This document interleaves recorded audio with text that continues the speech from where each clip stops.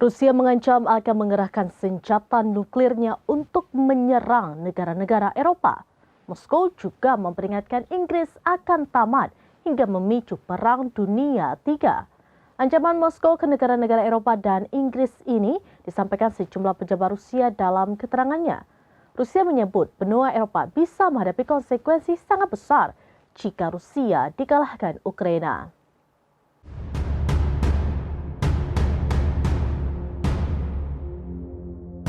Rusia mengancam akan mengerahkan senjata nuklirnya untuk menyerang negara-negara Eropa. Moskow juga memperingatkan Inggris akan tamat hingga memicu Perang Dunia III. Ancaman Moskow ke negara-negara Eropa dan Inggris ini disampaikan sejumlah pejabat Rusia dalam keterangannya.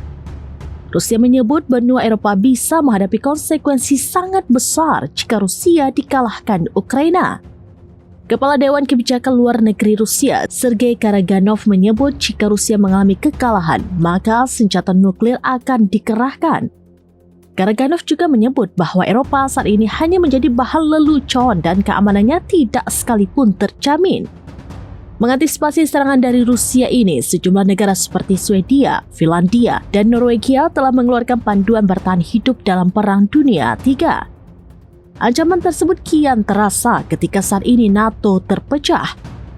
Negara-negara Eropa juga menghadapi sanksi dari Amerika Serikat dan tidak mendapatkan perlindungan penuh jika Rusia melancarkan serangannya.